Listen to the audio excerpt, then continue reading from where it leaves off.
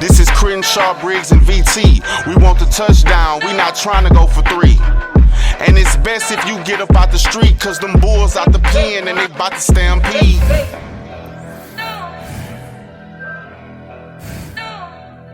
Hey everyone, welcome to the Texans Fan Battle Podcast. I'm your host tonight, Matthew Briggs, and as always, I got my amazing trio. But my A1 Day 1 Crenshaw is not with us right now. He'll join us later. But right now, I got the space legend making everybody mad on Twitter, taking the male fans completely off. I got Mr. Brown, Chubby Bear himself. BT, how you doing, sir? I'm doing great, and I was quite surprised, I got to say, about the amount of hate that I got on my Davis Mills video. Holy crap. It's crazy. It's crazy.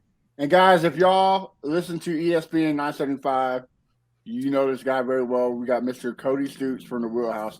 Sir, how you doing? Blessed to be here, and my first time hanging out with you guys, so I'm honored you guys would have me on, and we'll talk some football. It's going to have fun.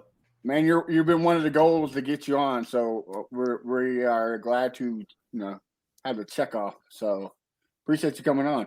Yeah, absolutely. Before we jump into VT, a little shout out to you, bro. Y'all's intro goes hard as AF. So BT is always doing heck of a job. Well, Cody, Thank you. Let's kick off with some NFL news. There's a lot going on, especially with the Lamar Jackson. What's your take on all this craziness that is called Lamar? I'm surprised it got this far with the Ravens, and I understand having some reservations about Lamar Jackson from a long-term perspective, especially from the organization that drafted him and knows him as well as anybody else. But my big question when teams want to move on from a player or want to change things up drastically is what's the plan after it? So if Lamar Jackson's not your quarterback in Baltimore, what's the plan? Is the plan just to stink for a year and get a really good quarterback next year? Is that team's good enough to not stink so bad that they can get one of the tippity top picks in the 2024 draft? So it's a very weird situation in Baltimore. And then the way that the league has just been very hands off on Lamar, like nobody even wants to talk to this guy. Nobody wants to sit down and have a conversation with him. That's been strange to me as well. I understand he's missed some games the past couple of seasons, but he was an MVP, went in the playoffs, had a disappointing playoff game, came in the next year, had a solid season, went into the playoffs, won a playoff game against that very team that he lost to the previous year, and he's a talented, proven commodity. Is he one of the best quarterbacks in football? No, but he's one of the most dynamic guys when healthy, and I get that he's not always healthy, but I'll take 15 games of Lamar Jackson over 17 games of somebody who's not nearly as good. Davis Mills. Yeah. Right. Yeah. So that's where I'm at with Lamar. It's very curious to see how the NFL has operated. Part of it seems to be the contract. Part of it seems to be skepticism about what type of player Lamar actually is. So there's a lot of articles coming out and rumors or whatever you want to call it, saying that a lot of teams do not want to touch him because of the no agent issue. Is that a real concern, or is that just false hopes? I've seen a lot of people compare Laramie Tunsil and Lamar, and Laramie Tunsil doesn't have an agent. He's got advisors that assist him. And the Tunsil deal was easier to do than Lamar's deal. One, he's not a quarterback. Two, he's without a question one of the three best guys at his position. Right. And so with that, it becomes very easy to just pay Laramie Tunsil the top of the market or, blow the market away. Lamar Jackson's not one of the three best quarterbacks in football. He's really good. On any given year, he could be a top 5 guy. He could be a top 7 guy. He could be a top 10 guy. So there's a lot of nuance to that. I don't know that if a team really wanted Lamar Jackson, they would let that stand in the way of getting Lamar Jackson. That's one of those things that I feel like teams are finding as an excuse to not speak to Lamar Jackson, to not talk to him, to not have him in. Oh, well, he doesn't know what he's doing. He doesn't have an agent. You're just coming up with excuses at this point to not get the guy in. Kind of like a crutch, kind of like, hey, Yeah, I'd have Lamar Jackson in tomorrow if I owned an NFL team, and I'd be asking him exactly what he wants, how we get this done, how much money do you need, what contract could we pay you so that the Baltimore Ravens wouldn't match the money. And I mean, it's one thing if you're the Chiefs and you don't want to talk to Lamar Jackson because you have Patrick Mahomes. You're the Bengals. You don't want to talk because you got Joe Burrow. But Atlanta doesn't want to talk, doesn't want to have a conversation. Washington doesn't want to have a conversation with Lamar Jackson. Someone's going to do their behind-the-scenes undercover homework, and they're going to end up with Lamar Jackson. They're going to be pretty happy with it. I just want to address the comparison to Laramie Tunsil. You're right that it's nothing similar, but just to go more specific on that, Laramie Tunsil, like I know everyone's talking about, oh, he did a great job by not having an agent, but he was getting $23 million a year already, and he got 25. What we're talking about, the difference here is $2 million extra. Like in all reality, he didn't make any more.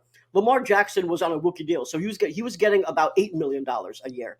Now he was asking for close to 50. So the difference between what he got and what he's asking for is ginormous compared to Laramie Tunsil, which was essentially a rounding error if you're talking about salaries. Yeah, that's a good point too. Lamar's looking for a significant raise. Laramie Tunsil got a little raise, and sort of it seemed like the team was happy to put in the structure of the contract the way that it benefited Laramie Tunsil and benefited the team. There's more nuance to that with Lamar. Look, if he actually does indeed want that fully guaranteed, no questions asked contract like Deshaun Watson got, he may have to wait for a team to find the money for that and to do that. But I will say with Lamar Jackson, it only takes one. All he needs is one renegade, one owner that doesn't care about the other 31 ownership situations, one guy that doesn't care about being friends in the boardroom with those guys and cares about winning, and they get Lamar Jackson. That's all it takes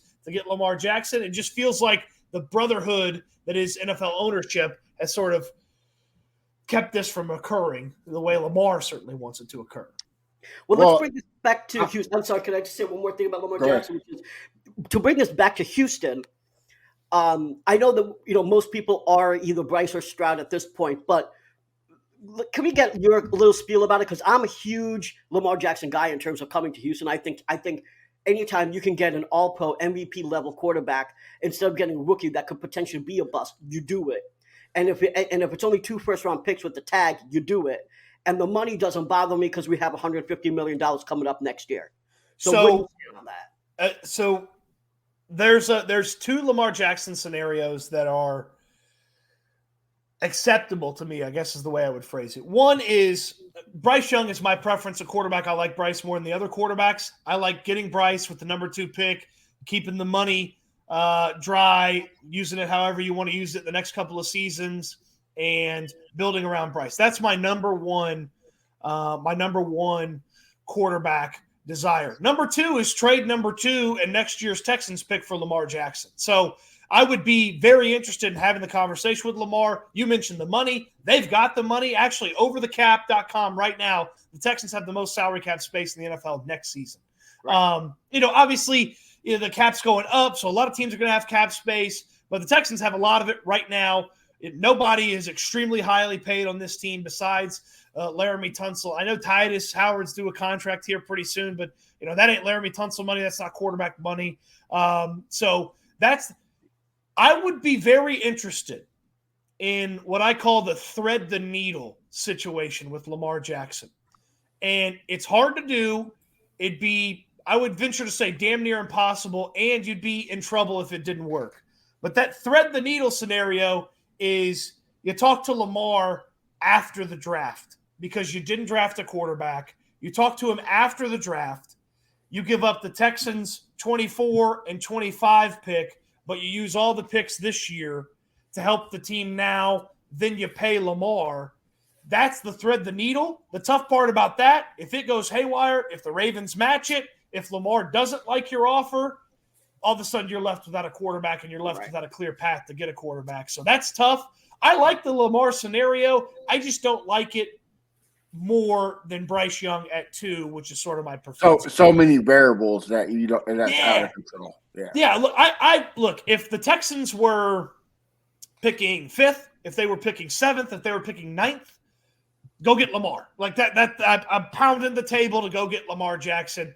I like the idea of Bryce Young at 2. I do like Lamar and getting him more than CJ Stroud. I could see where maybe some people would like Stroud more than Young or even Stroud more than Lamar.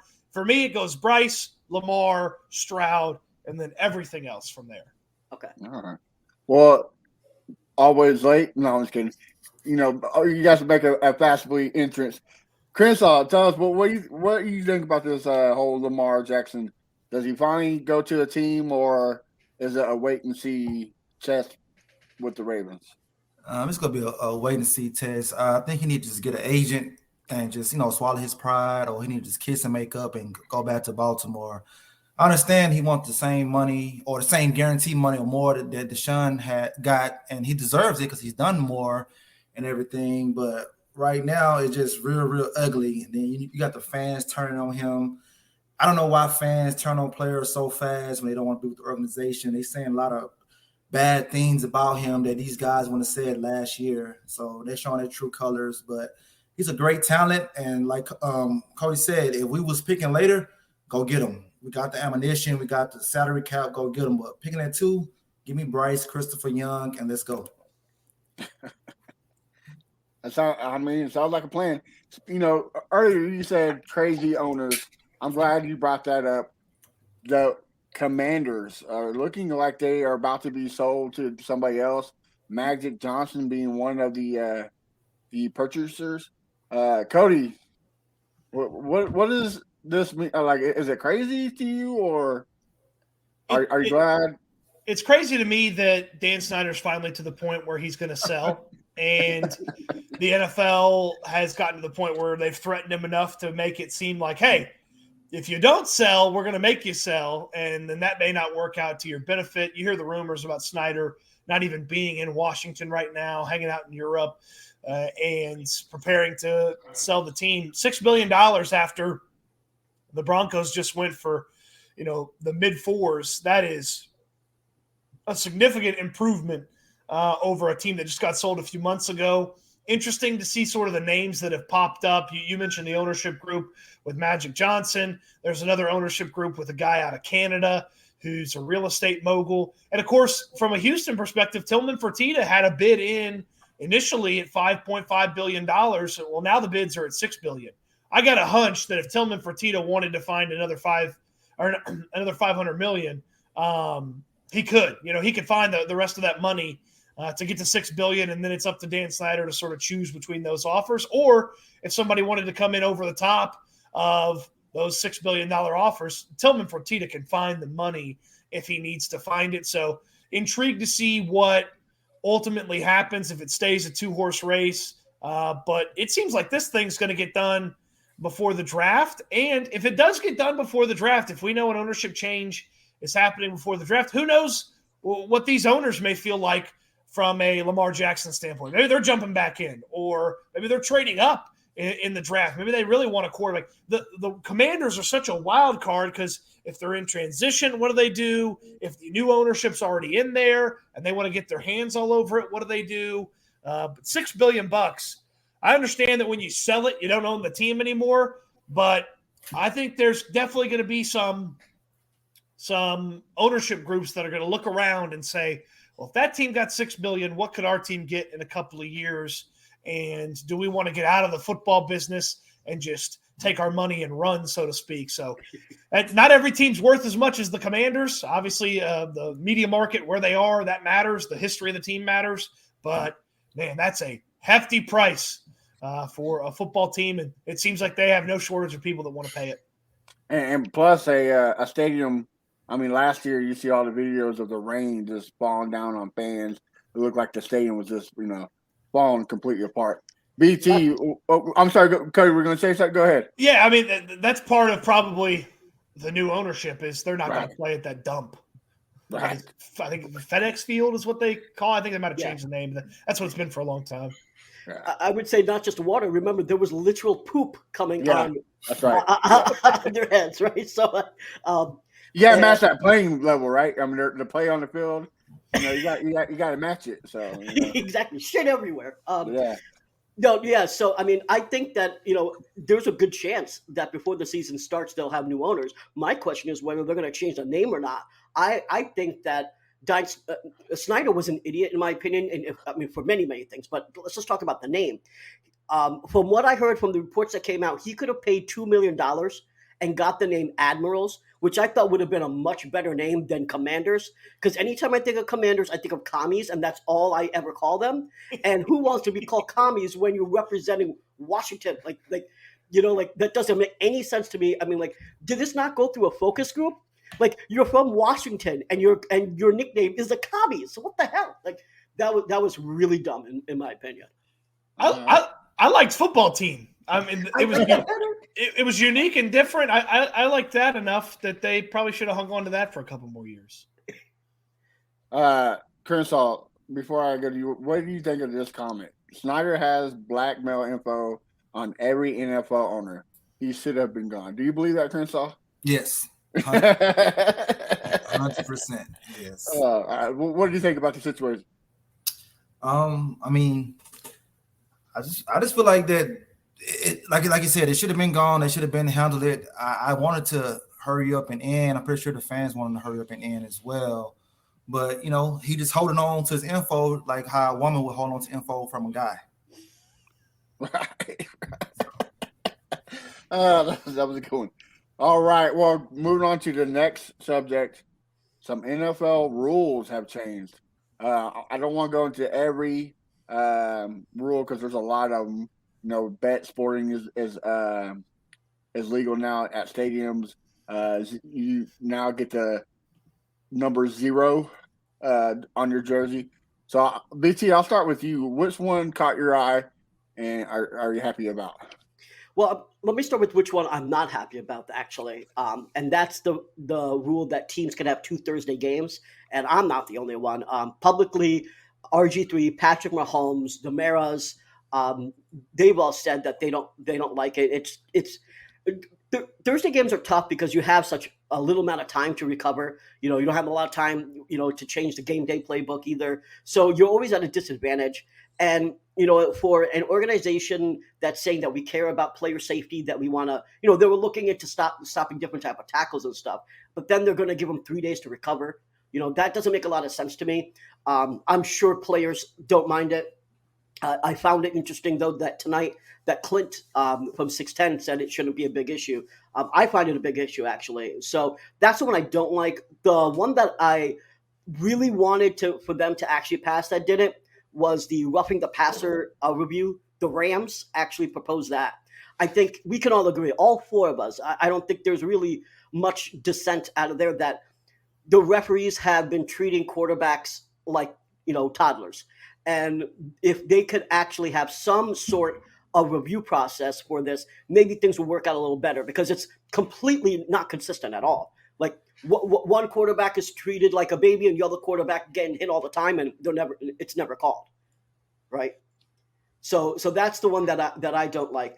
The one that I have a question for Cody. This is the one that confused me the most. Why did they change the preseason cut down? So before you were able to stage it out, why is it all at once now? I don't get it. Yeah, that's a detriment to guys trying to keep jobs, find jobs in the NFL. I know that the teams don't like that. You're going to see, I guess, 1,000 players or close to 1,000 players get cut right around that time. And that's a difficult situation for those guys who are the end of the 53 that make it. It's a difficult situation for guy number 54 who doesn't make it. Right. And I know there are a lot of times you hear stories about, hey, teams like a guy, don't like a guy enough to keep him around to the last cut down. So they give him an out early in hopes that he can go catch on somewhere else. And it will be really interesting to see if there's any general managers that benefit highly from the chaos, or any general managers that get lost in the chaos, because you're talking about not only probably the last 3 to 5 spots on your roster that you've got to kind of adjust. Remember, it was just last year. The Texans had, I think it was John Weeks off the roster. Well, you knew John Weeks was coming back, so they kept the guy on the roster and maybe put him on the practice squad. There's so many different things. The practice squad is certainly an important aspect of the roster composition. I know we call it the 53. Nick Caserio always talks about how it's the 53 plus the practice squad, so it's really close to 70 players. And yeah, it's like it's going to be very complicated. There's going to be some GMs that can't keep up. There's going to be some GMs that can benefit from it. So I'm fascinated to watch that. I do want to say on the roughing the passer, I feel like if that rule had passed, we would have seen it just like the pass interference rule. Those guys don't want to say that their friends, the other referees, were wrong. And the studies that the referees released said they only missed 3 calls on roughing the passer this year. And it's like, okay, that's like letting me grade my own test in high school. I only missed 3. I showed all my work. The referees would have just slowed the game down and not turned over any of the calls, and we'd all been twice as mad. And losing challenges because they got it wrong twice on Sunday instead of just once. Yeah. So I think that's part of the aspect. The owners feel like the quarterbacks need to be protected, and we don't need to see third string, fourth string, second string quarterbacks late in the year like we did a bunch this year. All right. Well, so go ahead, round it off with you. Which one were you excited to see get? I like that the onside kick alternative is at least a conversation. So they tabled it. It didn't make it to an official vote. Hey, we're gonna vote on it. They're gonna table it, talk about it again, and the rule would be a 4th and 20 from your 20, and if you convert it, you get to keep possession of the ball. You keep going on offense. My co-host Brad Kellner on the Wheelhouse on ESPN 97.5, 5% of onside kicks were successful last year. Teams converted. Now, the XFL's 4th and 15. So remember, the XFL and the NFL have a partnership. The NFL's conversation was 4th and 20. The XFL's is 4th and 15. So that's a little bit different. I wonder if they watch the XFL throughout the rest of the year, decide on maybe 4th and 15. 4th and 15 is converted on a 22%. 22%. Okay. So you would quadruple the amount of times where teams kept possession. That makes games closer. That keeps you from having more blowouts. Now, obviously, you're going to have teams that don't get it, and then that team's going to be 20 yards out from a touchdown, and they're going to easily kick 3 or get a touchdown. So you may have a couple of things that lead to more blowouts, but 22%, most coaches will take that chance more than the 5% of the onside kick. You'd still have the opportunity to kick the onside kick. That's an interesting conversation. Most of these things, when they get tabled, don't get passed.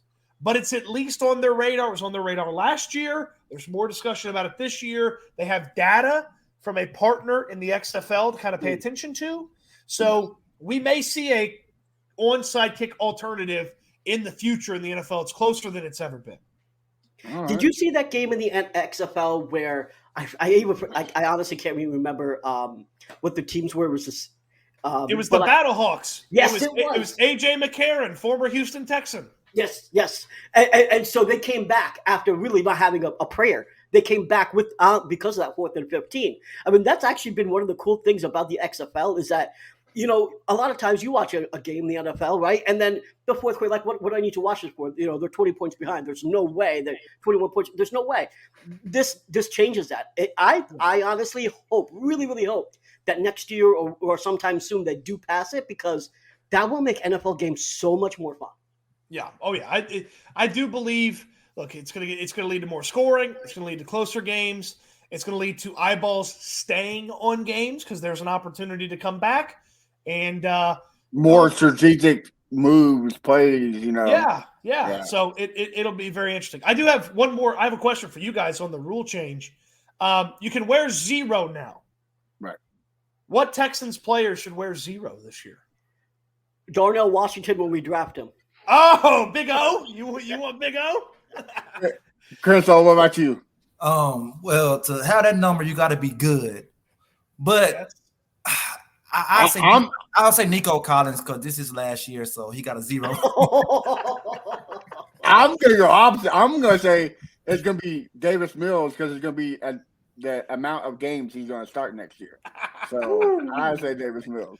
But Chris, what about you? What which one do you not like? Which one you like? Which one you like?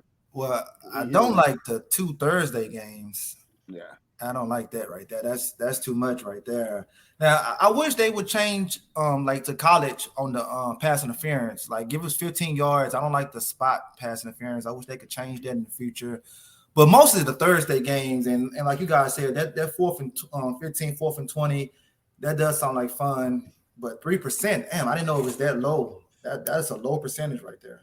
Yeah, 5% on onside kicks, and then I think 23% on 4th and 15s in the NFL last year. And of course, we know Davis Mills and Jordan Akins can do a 4th and 20. So if they can do it, don't be bringing that one out there, Cody. We gotta live. Hey, we gotta live in that pain. I mean, it's gonna stick with us forever. I'm gonna have nightmares now, man. Yeah. It's gonna be a mad moment in the game this year. Lovie Smith's last drive.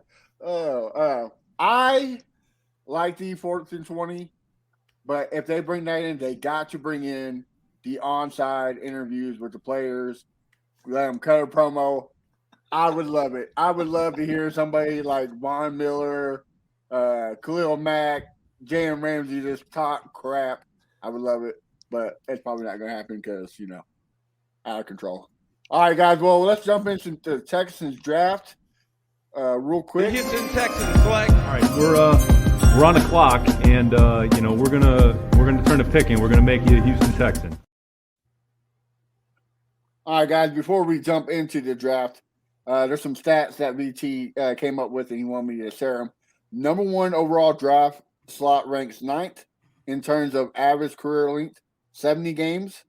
Number 3 is 70th with 53 games. Number 2 ranked 76 with 52 games. Quarterbacks have the shortest career, 30 games. QB second shortest with 38 games. And the 13th pick in the draft has appeared in the most games in the last 10 years, a 76.8. So, Cody, with hearing that new stats that VT dropped on you, who are we taking in the first 3 rounds? Who do you got? Man, this is the draft is going to be as fun as it's ever been because we may have an idea ahead of exactly what Carolina's doing because what Carolina does drastically affects what the Texans do. So this is going to be as fun as it's ever been, and it's interesting to watch how the rest of this top 10 shakes out after the Texans because Casario's not been a stranger to mentioning trading up. So if a certain player starts to slide, would he go up and go get him?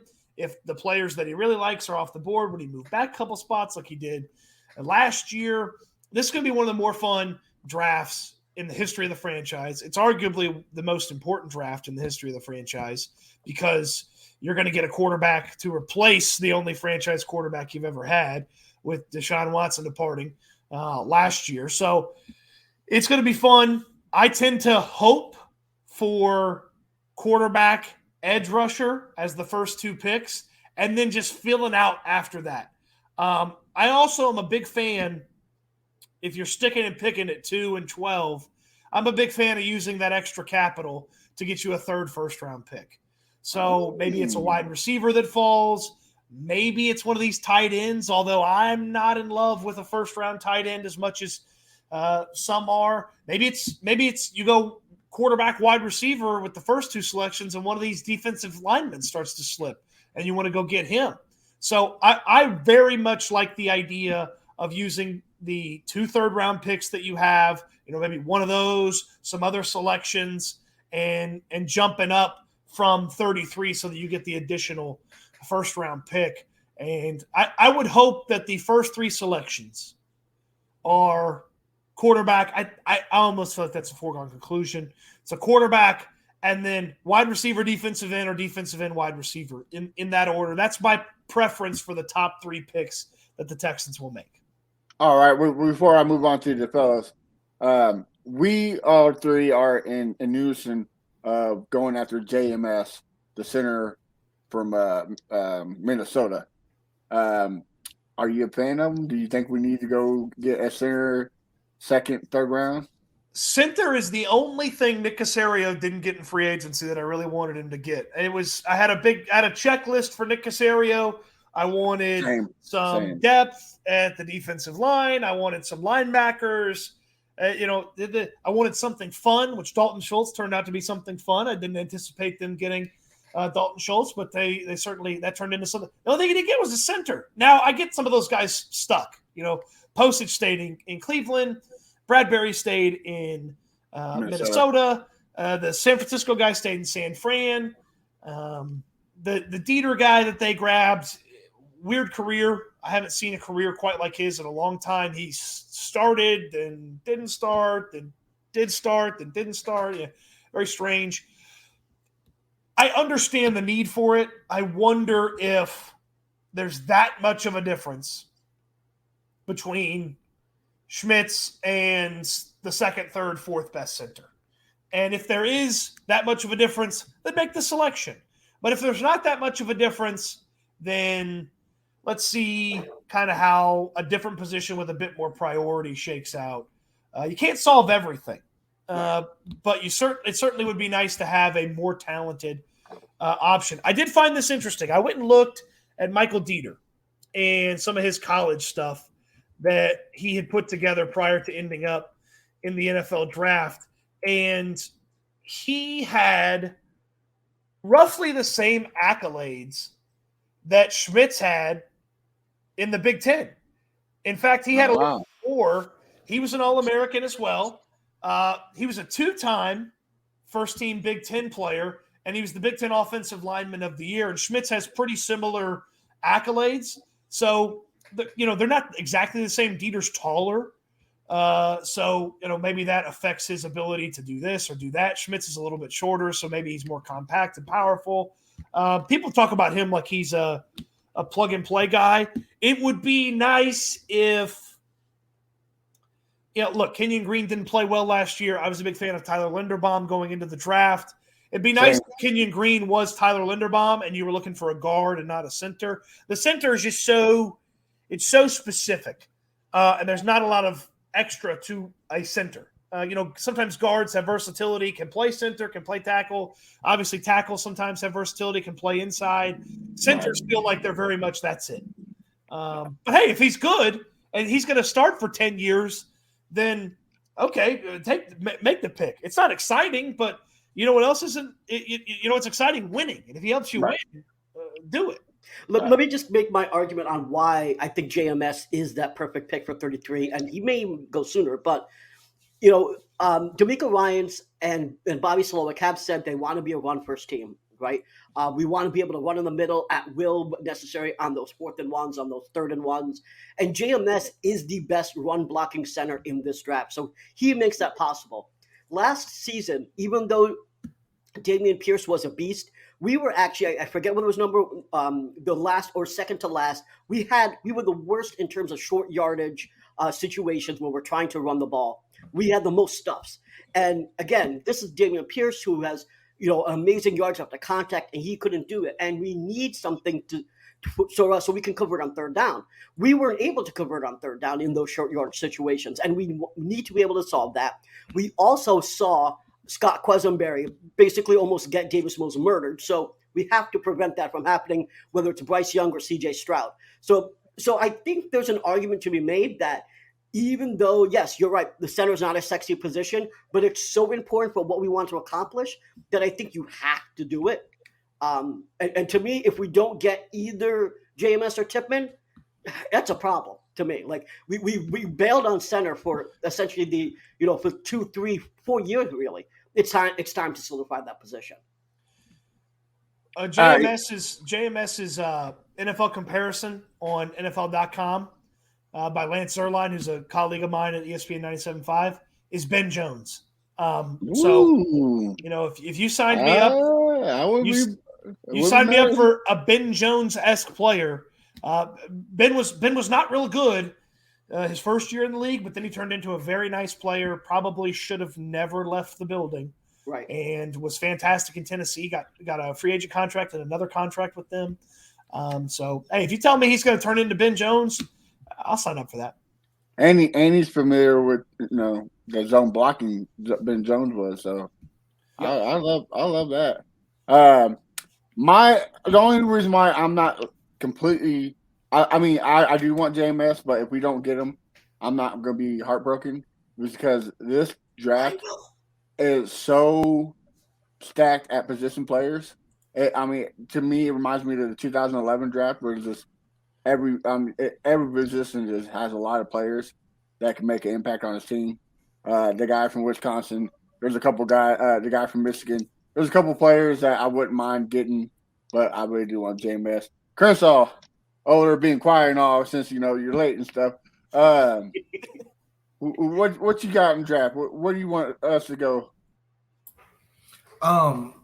Like Cody said, we don't have to get JMS like VT won't. What's wrong with the Patterson guy from Notre Dame? What's wrong with the Michigan center? Why we can't get those guys? I'd rather prioritize an edge and a wide receiver that's gonna make a more immediate impact. I feel like getting Mason should help whoever center we have on day one, just getting him. So we don't have to get the center, that the number one center. We could get the number three, number four, like that. But we need the wide receiver. We need that edge, like ASAP. And we need a linebacker as well. So, I mean, we get JMS, cool. We don't. I'm not too mad about it. All right, Cody, before we move on. So if Murphy falls to, say, the 26, are you trading up to get him? Miles Murphy from Clemson? Yes. Oh, yeah. I don't care what they've done at 12. If Miles Murphy's there again at 26 or within that range, fire up the trade machine and let's go. Because imagine if they ended up with, say, I don't know, maybe you go offense, say quarterback and then Jackson Smith and Jigba, and you're sitting there at 20. Miles Murphy's still there. It's like I know that he hasn't had any off-season. He hasn't had a lot of off-season testing. The tape is incredible, and if you are worried about his athleticism, worry no more. I believe he was number 3 on Bruce Feldman's college football preseason freaks list. So he's a freaky athlete. He's very strong, technically sound. I really like what his potential is, and if he's a guy that slips, he's a guy that was the number 2 pass rusher behind Will Anderson in the day after the 2022 mock draft that Mel Kiper did. Kiper and McShay talk about how they hate doing those look ahead for a year, but Miles Murphy, on the weight of his 2022 or 2021 season, was thought to be a top prospect as well. And you've had quarterbacks file in front of him. You've had offensive linemen file in front of him in the rankings. And so if that guy starts to slip, I don't know how far you want to move. Like 33 to the middle of the first round's kind of a nasty move. It could cost a lot, but the 20s, he starts to slip. Go get him. Go get him. All right. Well, guys, moving on to other Texans news. Vegas has us 5.5 game spread plus game spread, and ticket renewals that are 90%. I already know Crenshaw he's already checked. Please, let's get this thing going. Cody, does that excite you or is this? Man, I was surprised to hear some of the ticket numbers to an extent. To get renewals from the people who were there last year at such a high rate, it's a great job by the staff. It's a great job by the organization having something to sell in DeMeco Ryans. If DeMeco Ryans is going to raise an eyebrow, you could enter into a new era of Texans football with DeMeco Ryans and a franchise quarterback. And if you get a quarterback at 2, the phones should be ringing again shortly after that. So they're not going to have problems selling tickets here in the offseason and keeping people. If you had season tickets already, you were going to keep them with the DeMeco Ryans news. If you suffered through Lovie Smith, you were definitely excited about the DeMeco Ryans. Right. I'm intrigued to see if there's a bump post-draft because you got a lot of picks. You got 12 picks right now. I don't anticipate them making all 12 selections. but one of them's going to be a quarterback. That guy's going to be the face of the franchise, and the organization hasn't had a face since Bill O'Brien was out and Deshaun Watson decided he wanted to leave the organization. At that point, like, David Culley wasn't the face. Like, I appreciate what David Culley had to do and what he tried to do, but he wasn't the face of the organization. Essentially, Caserio was. And again, like, Lovie Smith was kind of the face of the organization. There's only so far that a coach can get you as the face of the organization. Right. Now, DeMeco, he's been the guy since he got hired. But that's a short span because the quarterback's going to take over as the face of the organization. And I know Nick Caserio is going to tell me it's not about one player. It's not about one selection. Sure, it's about the quarterback in the NFL. And when you get one, look, CJ Stroud and Bryce Young are both extremely sellable products to a fan base that needs some hope and needs some excitement. All right. Well, BT, real quick, I kick you. What's your thoughts?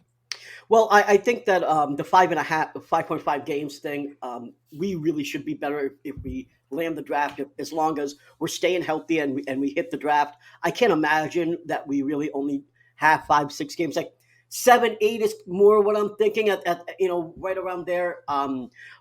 I also want to say that, the 90% sounds awesome. I didn't get some clarity though on that. I don't know if that's 90% compared to last year or 90% of just the seats in the stadium. So I don't know how to feel about that.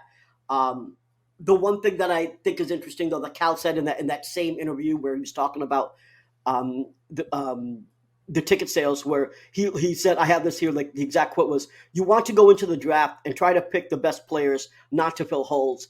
And he feels that the free agency was responsible and targeted. And I will say the beginning of free agency was depressing. It was later on where free agency actually got good. You remember me on those show, guys, right? Like, I was bitching about what was going on in free agency, especially signing back Eric Murray and then Scott Quesenberry. But then it got good. We got a top 10 guard, etc. The point was that Cal is right here, right? Like, at the end of the day, Nick Caserio did do a good job with free agency. He just didn't start out that way. But what does that mean with the draft, right? You don't want to go in and fill holes. You want to just pick the best player. I agree. And I agree with Stoots, right? The one thing that he didn't get is a center, right? So to me, it's quarterback, center, and then best player available. That's how I feel. All right. Crenshaw, you're a ticket holder. So what's your thoughts? Well, we definitely be better than 5.5 for sure. When I saw the 90, I was excited about that because last year, I mean, the other team fans were just killing us, man. They was so loud, they was deep, and we don't need to have that no more. I'm tired of that. I had my rant about that, last season. I just hope that we come out on the good end. We've been getting the short end of the stick for years. We've been getting laughed at for years. Earlier we talked about Lamar Jackson, and we was in the Ravens situation a couple years ago. It's finally good to see another team going through what we went through, And they say that, why would you give up a quarterback in his prime like that? Texas the only dumb team to do that. Well, the Ravens about to do the same thing. So I'm happy about that. I'm happy that we're getting positive feedback. I'm happy that we get more listeners. Cody, I know more listeners calling to you guys' show, more happy now. And you got some dumb ones that say dumb. You got more happy listeners now. So that's what I'm happy about. And, just go Texans, man. I can't wait to next month. It's going to be a beautiful thing. Hey, don't worry. I say dumb things sometimes too. So, and not just the callers. You brought up the fans. We've all watched this team when the fans are invested and excited about this team. It's a real home field advantage. And the one that always talks about it, that always gives the Texans credit, is interesting to me is Pat McAfee doesn't mention the Texans once without saying, "Oh, they got great fans. They got great fans." He's right. When that place is 90% Texans fans and full of Battle Red and Liberty White and Deep Steel Blue, it's loud and it's a home field advantage. When you've got 50% of the opposing fan base in there, the Commanders had a ton of people there when they were here recently. Like, Felt The like there's Eagles, like yeah. 70% Commanders and Eagles and stuff. So, it's horrible then. But this is a fan base. Like, this is a football city. And really, I'd tell you this. I go as far as tell you this. It's a front runner city. Everybody likes winners more than they like losers. A lot more people show up to Astros games now than when they were losing 100 games. So the last row, right? Yeah, you start winning some football games, and all of a sudden people are going to make their way over there, even though it's a pricey ticket sometimes. But I'll tell you what, man, there's nothing like a winning football team, watching them live from the stands. And the Texans do a really good job with game day presentation. Just a lot of people haven't had the opportunity to see it because they haven't found their way into the stadium. Well, before we move on, I'm glad you and Crenshaw kind of brought up dumb things. We all three heard today in a chat that we were in that if the NRG is sold out with Texans fans, it is the loudest stadium in NFL history. I don't think so. I think that's pretty stupid to say. Arrowhead Stadium would like to talk to you. Yeah, and I feel like the Chiefs would try to sue you if you said that. Right. And take you to court. Yeah. On this episode of dumb things said by Texans fans, crazy. Well, can I address George's question real quick? Because he popped that up. So George wanted to know whether or not I'm still an Anthony Richardson guy. I am. I just know that we're not taking him. There's basically no way that this organization, after winning 11 games in 3 years, is going to swing for the fences on Anthony Richardson. I would love it if they do. I just know that they're not. It's either CJ Stroud or Bryce Young. So as much as I want them to take him, they're not going to. So I have to move on. But I mean, if a miracle happened and they took him, I'm popping bottles. Everyone let's go to the club. But I mean, it ain't happening. I think, like, from a Richardson standpoint, I see it. I get it. I could see how it could turn out really nice. I'm just happy to have somebody else take that risk. We're not there yet. I'll live with what the Texans do it too, and hope that guy's good. And even if Anthony Richardson's great, hey, that's a path I didn't want to take, I guess is the way I would phrase it, the way I would say it. And so, I understand it. It's not for me. Everybody's got their like when I go to the blackjack table, hey, I play $15 minimums. I play $25 minimums. I don't play the $50, $100 minimums. Right. Hey, you want to go play the $100 minimums? More power to you. I'm happy for you to have success playing blackjack, playing the $100 minimums. That's not me. Right. All right. Well, this is one of the fan favorites, Cody.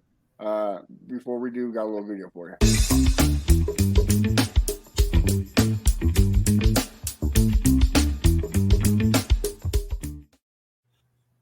All right, this is where we get to ask you some questions. So I'll kick it off with my big season fan over there, Mr. Crenshaw. What's up, buddy? What you got? Let me see. I guess I could ask you, who has the best Mexican food in Lubbock?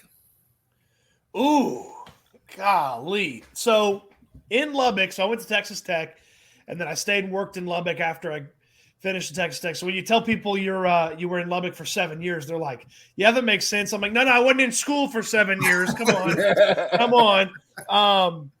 There was a place right across from campus that was called Cezanne, and it was like Chipotle almost, in that they did bowls, they did burritos, but they had this thing called the Mammoth Nachos or the Naked Mammoth. So the Naked Mammoth was like kind of like a Chipotle bowl, or the nachos was like a Chipotle bowl dropped on a thing of nachos. They had a bunch of homemade salsas and stuff. I really enjoyed that. I ate that the most. There's a couple of like food trucks that were out there that's, names escape me. You just have to show up. When I'd been there for a few years, like probably a year or so before I left, there was a new place that popped up on 19th Street that did authentic street tacos, and they would do 5 tacos for $5 on Thursdays, which it probably would have worked better on Tuesdays, to be honest with you. Taco Tuesday, not Taco Thursday. But Is that Cab Rock Cafe? No, it was like it took over an old gas station, and I don't even know if it's still there. I can't even remember, but they did authentic street tacos, and I couldn't even tell you the name, but I was there every Thursday for the deal, and then I'd go in randomly throughout the week, and I'd just tell the lady, make whatever you got, make me something. So I had all sorts of different things there. It doesn't have as much variety as Houston, obviously. A lot of chain Mexican food places in Lubbock. Not a ton of local or really good Tex-Mex or really good Mexican food, but there are a couple spots. Cezanne's not there anymore. The family that owned it. I've emailed them 100 times asking for recipes, and they've never emailed me back. So maybe I just have to roll. I'll just have to roll into one of their other businesses next time I'm in Lubbock and be like, "Give me the salsa recipe." Just coming with the bell like a Game of Thrones. Shame. Shame. You see all these emails? Right. Well, before I ask BT his question, I got one for you. Coming from Texas Tech in Lubbock area, how great was it watching Graham Harrell play? I heard stories like that. Gray was one of the best college quarterbacks and very underrated player. What's your thoughts? Graham Harrell is an incredible dude. Super nice. Was a great college quarterback for Texas Tech. You could tell that he was going to be a coach one day. Obviously, his dad had been a legendary high school football coach for a few years, and Graham was awesome. He's a guy that would get a lot longer career if he was doing what he did now at the college level. Like, he'd be around a lot longer. Didn't have the best arm strength, but could make decisions, could get the ball where it needed to go. And I thoroughly enjoyed Graham's run there. And he is a legend at Texas Tech. And he was the author of one of the most incredible seasons of Tech football that will ever happen. Of course, we remember 2008 with the Crabtree game and what he did in 2008. And he was in the Heisman Trophy conversation. He was awesome in 2007, though. Like, he was really good in 2007 as well. And he even has, to his credit, in 2006, he's got a trip down to College Station where he had a phenomenal finish to the game and beat the Aggies. So Graham was incredible. Root for the guy. I believe he's going to end up as a head coach one day at the college level. I know he's bounced around a little bit, not had a tremendous amount of success in the recent years. Now he's the OC for Purdue.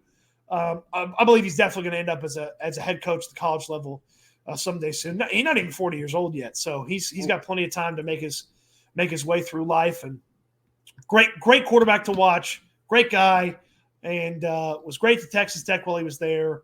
You didn't hear anybody say a bad thing about him while he was there. I think he had a girlfriend the whole time he was there, so it's not like he was some playboy or something like that. So no Johnny Manziel or Baker, huh? Yeah. And then we went from Graham Harrell to Taylor Potts and Steven Sheffield. So we went to a straight up quarterback competition. Mike Leach got fired at the end of the next season, and then there was a little bit. There's again another quarterback competition 2010, and it settled down a little bit with Seth Doege. Seth Doege was a really good college quarterback too. But yeah, Graham's the best. He'll hold probably every record forever at Texas Tech.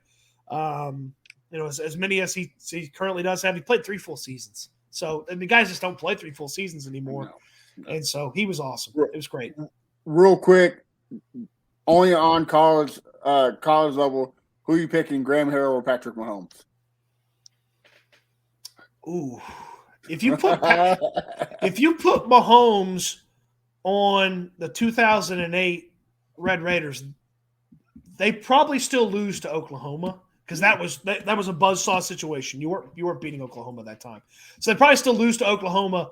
But I mean, that offensive line in 2008 was incredible. They didn't have any NFL guys on there, but they had, I think, mostly juniors and seniors on that offensive line. And the defense was actually pretty decent. They had some guys that played in the league for a little bit off that defense. Mahomes never played with the defense. If you dropped him on that 2008 team, they're even better. And they were awesome in 2008. Mahomes is more talented. he had more wow moments. Graham was more consistent and had more wins. Okay. All right, VT, I'll let you ask your question. All right, so there's two questions I have. The first one is, I see you talk about your mom's cooking ability and baking ability all the time, and you actually said that you want her to go like on a show. So if you were the one choosing what she had to cook for Gordon Ramsay, what dish would you want her to cook where he would just say, that's amazing? Man, that's a great question. So I would put my mom's chicken fried steak up against just about anybody. Okay. Now, she doesn't make the giant platter-sized chicken fried steak. She makes them nice and small, and she turns out probably 10 or 12 of those every time she makes them. So you got plenty of room for seconds and thirds. I put her chicken fried steak up against anybody. The meal she makes that I could eat it every day, and I try not to have her make it too much because I stuff myself nonstop when she makes it. She makes chicken fried steak with white cream gravy. She makes soft fried potatoes, which soft fried potatoes is you just peel them, cut them up into not necessarily cubes, but kind of like long strips. Mm-hmm.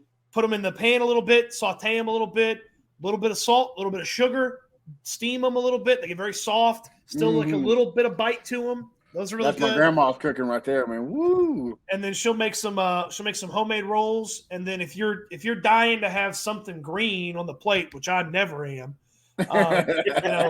she'll crack open any canned vegetable you want and jazz it up. But she doesn't. When she's making chicken fried steak, she ain't worried about the green vegetables. So, it's chicken fried steak, gravy, homemade bread, and soft fried potatoes. Meat and taters and bread. Sounds good to me. Yeah, it's fantastic. That would be tough on a cooking show because she likes to take her time on that. I don't know if she's whipping that up in 20 minutes on an episode of Chopped, but I wouldn't put it past her. And I would finish with either a chess pie or a buttermilk pie.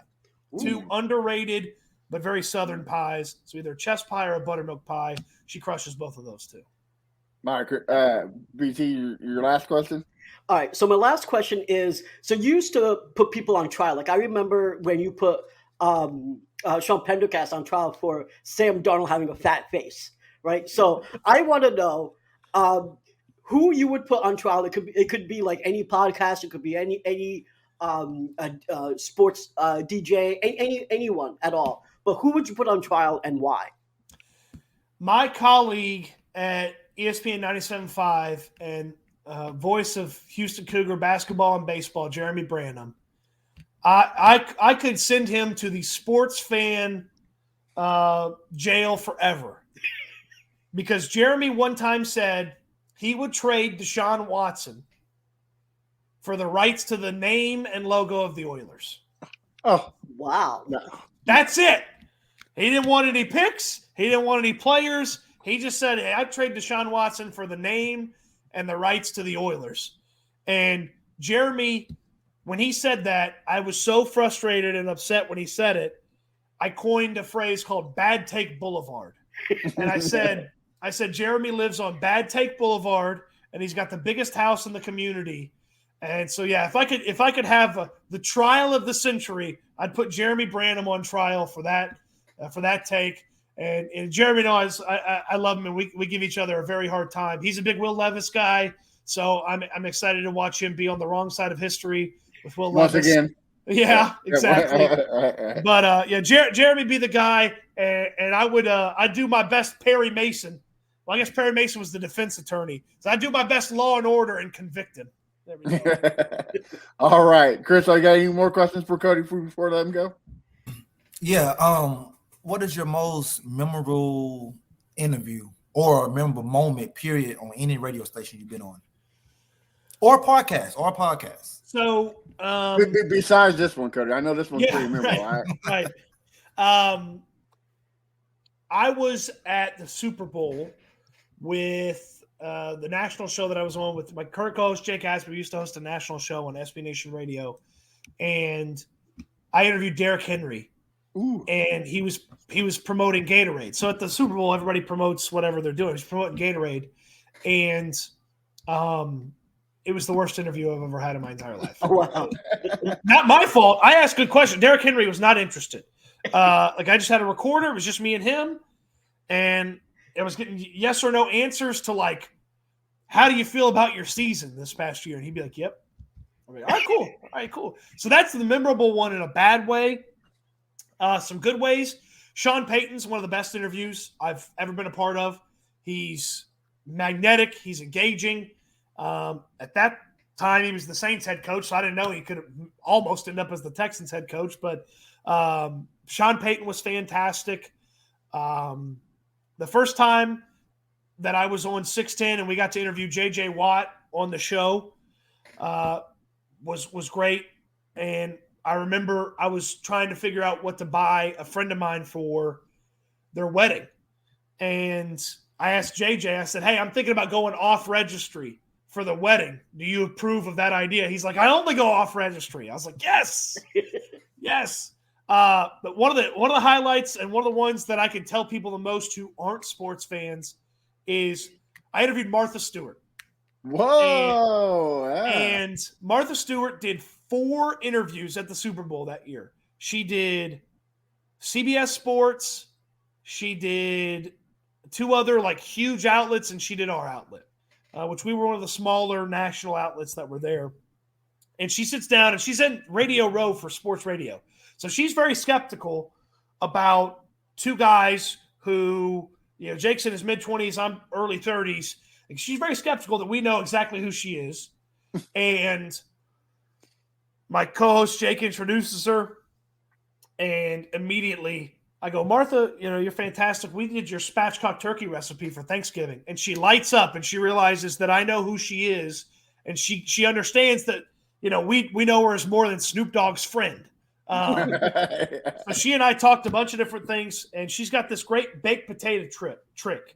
And she just casually slid it in on an episode of Chopped one time.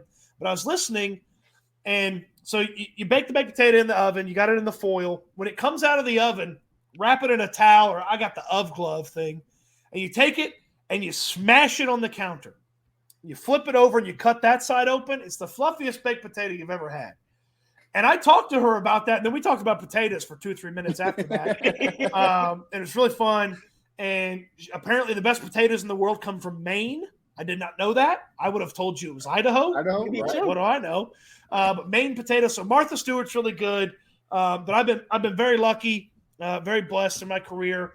And actually, let me try to think if I can remember the year. It was about 4 years ago, or been 5 years ago this time. I was in San Antonio for the Final Four. And I didn't know it at the time that I was doing this, but we got a ton of college basketball people, like analysts, broadcasters, and stuff like that. And I was doing the midday show with John Lopez at the time, and I didn't know that I did this until the morning show was making fun of me the next week. I introduced every guest as, for my money, the best blank at what they do. So the best analyst, the best play-by-play, you know, and I did it probably for 9 guests. And the morning show, which had my good buddy Landry Locker on it at the time, they played a montage of that, and they made fun of me for it for months. But yeah, so some very fun and memorable moments. Derrick Henry's memorable in a bad way. Martha Stewart's memorable in a good way, and there's plenty of other great ones for in between. Well, now you can chalk this one up as one of your most favorite ones. Yeah, exactly. Greatness all around. Also, if you do talk to JJ Watt soon, tell him we have a campaign on Twitter. We're at 69 days of trying to get him on the show. So Nice. you better tell him. Hey, if I come across JJ, I'll be trying to get him on. I try to create a partnership with him. Hey, you know what, JJ? You know you need a media career. I'll be your co-host. We'll do YouTubes, but let me get you on this show first before we start our own thing. Right. I know these 3 guys, man. They're amazing. Well, Yeah. Cody, thank you for coming on. Why don't you tell everybody where we can find you on social media and what you got cooking? At Cody_Stoots on Twitter. At Cody_Stoots on Instagram too, I think. There's some Mama Stoots cooking over on Instagram. So you can catch some of the pictures there. You can catch some pictures there if you want. And then I got a YouTube channel as well. So you just youtube.com/Cody Stoots, the number 1. Because apparently there's another Cody Stoots. How out dare there. Yeah. I got to call Elon because at Cody Stoots on Twitter is taken, and that person's only ever tweeted once. And their only tweet is "I just farted." So I got this damn underscore in the middle because some flatulent imposter has my name on Twitter. Hey, it's probably Landry. It's probably Landry Locker. Like, I'm gonna get him. This is gonna be my leading clip for this episode. I'm just gonna say, well, my clip. That's what it's gonna be. Some flatulent imposter. Man, thank you guys so much. You guys are do a real good job. You guys, I'm honored that you had me on the get list, and you got me, and we'll do it again soon, probably after the draft, and chat about how awesome the direction is for the Texans, or how terrible. I mean, it could all go terrible. It's this franchise. It's the Texans. Don't be surprised. So, but we're hoping it goes good. I call it the era of good feelings. The era of good feelings is going to keep rolling on, hopefully. Yes, sir. All right. Well, thank you again for coming on. Thank you, guys. BT, tell us where we can find you at. You can find me on Twitter at BrownChubbyBear. I'm in a space at least once a day. So come in and let's argue.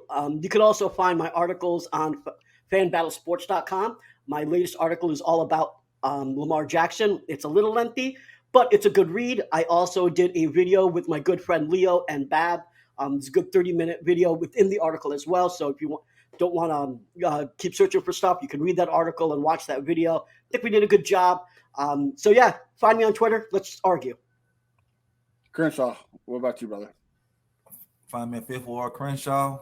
I'm everywhere. Talk to me. And you can find me at A1 Day One Texans, guys. Make sure you follow the network's website at fanbattlesports.com. It's at the bottom. Also, we as a podcast are hosting a contest. You do the first 12 picks in the first round. The person with the most correct picks will get a preseason game this year with the new Houston Texans. So go ahead, fill out your bracket. Make sure you follow the podcast. You subscribe to the podcast. It's going to be a fun experiment. So go ahead and try it out. And until then, guys, you have a wonderful night, and we'll see you then. Go Texans. I know you want to score, but ID gon' stop it. We from Texas, so that mean that we Texans. Breaking down the X's and O's, our profession. No complaining, just training, you see the progression. They had a Pro Bowl for talk shows, we get selected. We gon' celebrate every win like a birthday. Ray J with the news, first with all the updates. Spin move on the competition, yeah, we juking them. You not really in touch if you not tuning in. This is Crenshaw, Briggs, and VT. We want the touchdown, we not trying to go for 3.